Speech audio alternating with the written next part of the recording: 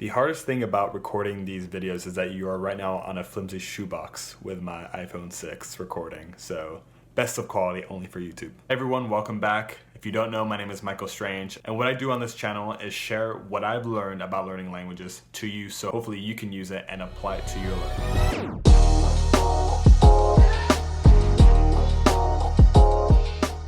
Today I want to talk about a grammar tweak that I made that really helped me with remembering grammar structures and vocab. This, if I would have told myself this 5 years ago, it would have completely changed how I learn languages and how many languages I would know. The way that I learn grammar now is something that if I would have told myself like 5 years ago, it would have blown my mind. And it's a very simple tweak, yet I don't see a lot of people doing it, partly because the way that languages are taught in university and partly because of the way people try to learn languages. And this is the one thing that really changed my life in terms of grammar. I'm someone that's really been trying to learn languages for years. So part of the reason why I even started this YouTube channel is because I really do want to share things that I don't feel like anyone is talking about. But I never found what worked for me to be out there. So this is why I want to talk about, and this is why I want to talk about grammar. And hopefully it can help you. It doesn't mean that this way is right for everyone, but if it is, then it's definitely going to make your life easier. So to the main point of this video and what will change your grammar life, it really did for me, seriously. It is, do not learn grammar until you need it. I repeat, do not learn grammar before you need it. And why is this? Because if you learn grammar before you need it, you're never going to remember it when you do need it. If you can't apply the grammar that you're learning right now to a situation right now, you're later going to have to relearn it again. So it's a waste of time. And you may say, oh, but I already learned it once, so the second time that I learn it, it won't be as hard. But you still have to learn it twice. Who wants to learn something twice or even 3 times? Speaking and talking should go hand in hand with your vocab and your grammar. You should not be light years ahead in your grammar and vocab, but be an A1 beginner saying, hola, ¿cómo estás? And before we go any further, really quick, if you're trying to better your Spanish and you already have an intermediate to advanced level, I would recommend a YouTube channel named Señor Naranja YT. It's a friend of mine, his name is Juan. He reviews movies, and I gotta say, I really like cinema and I really like good critiques. And I've watched his last ones and they're really good. So if you wanna go hear him, he does speak a little bit faster and with more complex thoughts since it is about films and shows. But if you do have that intermediate to advanced level, then go ahead and watch him. I think he's great. I'll leave a link to his channel below. Back to our grammar. So, this is a really important grammar lesson, so if you don't want to watch the whole video, I'm going to leave timestamps in the description below so you can at least go to the parts that you do want to listen to and that pique your interest. If you want, you can go back and hear the information again. And a quick note before I get into my first point. This is not a video on if you should learn grammar. This is not, oh, just speak and forget about grammar. You need grammar. It's not if you need grammar, it's when you need it. That's what I'm critiquing, and that's what I'm hoping I can show you. It's when you need the grammar. And for some languages, it's gonna take a little while longer when you learn the grammar. If you're learning a target language that's really far away from your language, for example, if you speak English and you're trying to learn Japanese, that's very far away. But if you speak Spanish and you want to learn Italian, that's very close. So the amount of time that you spend on the grammar is gonna vary. This video is about when you should do it, and because of when you will do it, the adherence, you're gonna remember the grammar better and it's gonna save you so much time. And to drive the point home, a really quick example on this. Funny thing that happened today is that literally this morning, a couple hours ago, I spoke to my language conversation partner, Mariam. And before I did, I thought, you know what? This whole don, D-O-N-T in French, and even if you don't know French, this is still gonna be a very good story for you to hear. So just follow along. I promise you don't need to know French to know this. But don, D-O-N-T. So it's a connector. So don is a word that I learned in university. I was able to do well in the exam. I used it well, but as soon as the exam was over, I completely forgot it because it's hard to use for non-native speakers. And so I kept hearing my conversation partner say don, don, don. So it's almost like it was taunting me. I knew I needed to learn it. And right now in my language learning in French, I know that what I need to do is learn these words that keep taunting me that I'm like, oh, I know I need to learn it because I know it's gonna make it easier. So what did I do? I went online, I looked at don't, and of course I had to learn the whole thing over again of what even don't is. What it is, it's a pronoun that connects two sentences together. And I'm like, okay, that's easy enough. So what does don't mean? Well, if you look it up online, it can mean so many different things. So what does don't mean? Don't means, and this is from lawlessfrench.com, it can mean from which, from whom, including, of which, of whom, that, those, with. So as you can see, it means a lot of different things. Now try to use it in a sentence.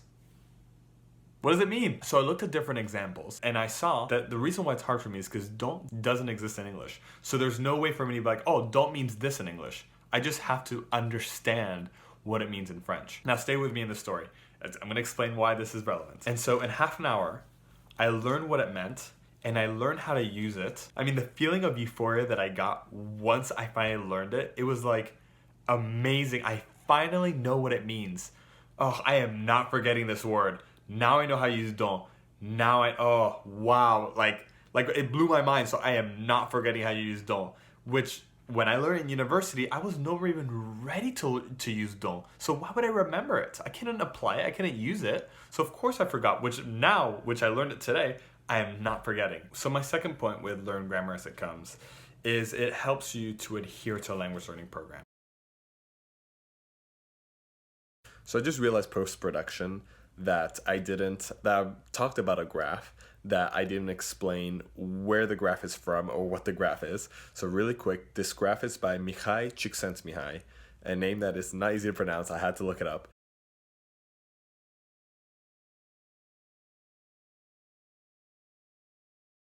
It's called the flow chart. And so what you have to pretty much know about it is that it's a chart that helps you see and realize how to get into that state with whatever activity you're trying. Think of it like in sports. If when you're trying to get into that state where you are doing really good, it's all kind of like subconscious. Your enjoyment is up and you are just in the zone. So think of it as maybe like sometime that maybe you were doing an activity or maybe you're writing an essay and you just got in flow. You were just in the zone and you were just writing, and maybe it was really hard that day to write, and out of nowhere for that 1 hour you are just writing, and then out of nowhere you're like, oh my gosh, what just happened? I just wrote a bunch because you hit that state. So think of it that way. I'm going to explain what the graph is and how to navigate around it. This chart is important to know because it makes you cognizant of why you might get frustrated at times when you're practicing something, or why you might get bored, and why sometimes you find just that nice little niche where you're having a lot of fun and you feel like you could do this for hours. We want to reach that in any activity that you do, right? You don't want to become frustrated and say, okay, I give up, or you don't want to get bored and be like, oh, it's too easy, I don't want to do it. It shows you how to get into flow. You can think of flow, everyone's been in it at least at some point in their life, where imagine you're writing an essay or you are practicing some kind of sport where you're not frustrated with it, you're not bored with it, you're just in the zone and you are doing really well. Usually the state of flow is not very long, but when it is, you feel like you could go on forever. It's just challenging enough to make it interesting, and it's just easy enough with a high enough skill that it makes it almost like enjoyable to do. And that's where it is. So in terms of language learning, when you're practicing, we want to hit that state as much as possible. It's not always going to happen, but if you are able to hit that state, then you're going to be able to practice for more time without getting as frustrated. And the first model that I showed you is a model that's the most typical one that's from his book, but there have been different models that have been made, even by him.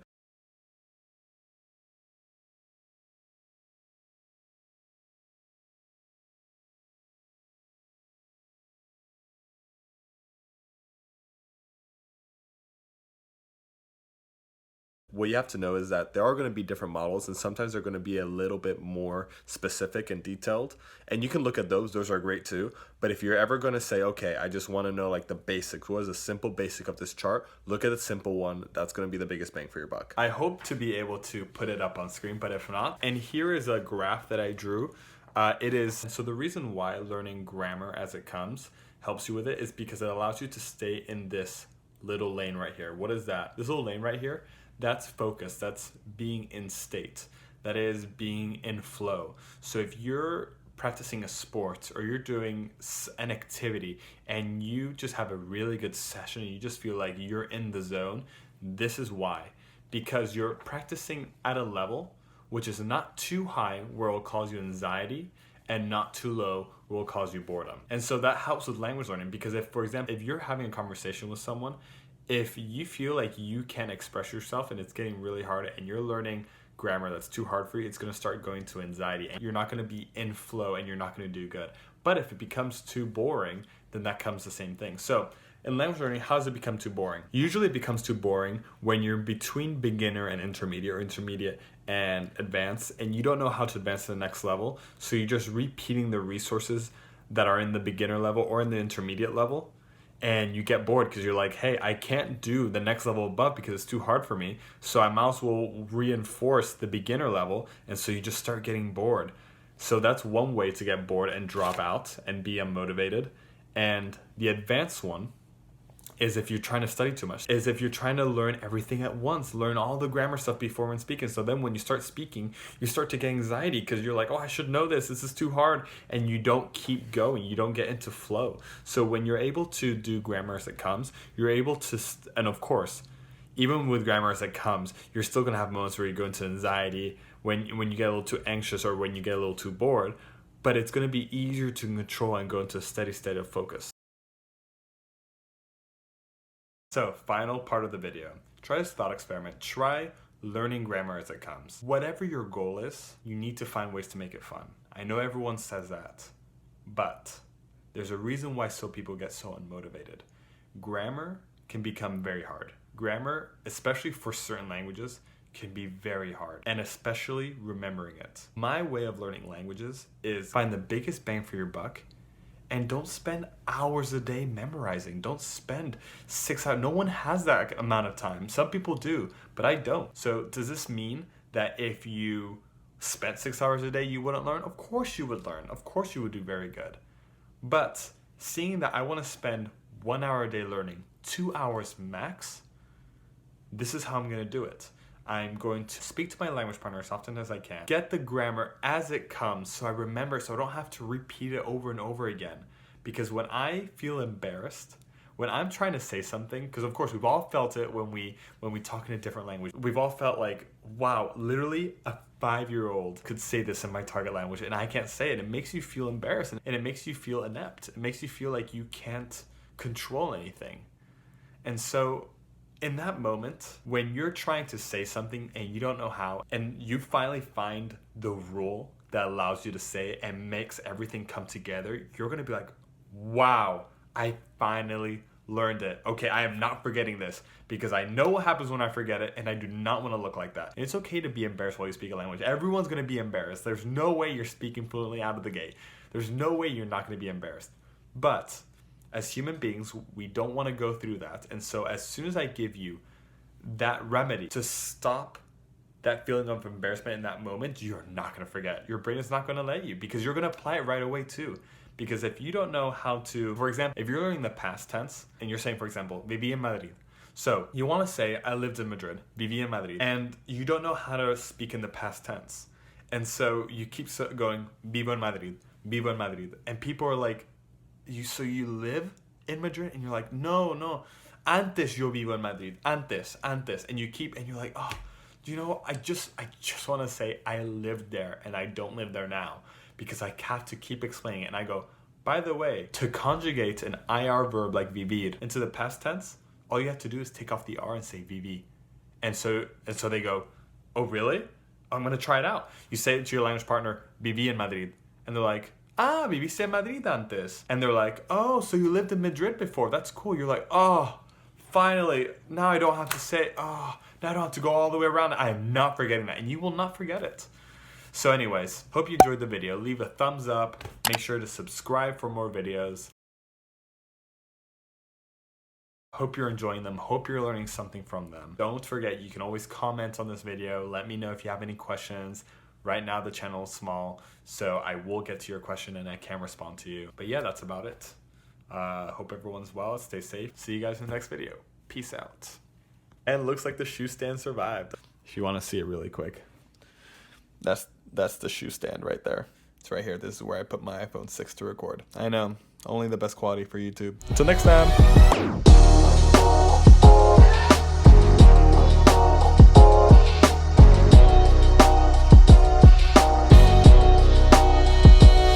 And so this is made,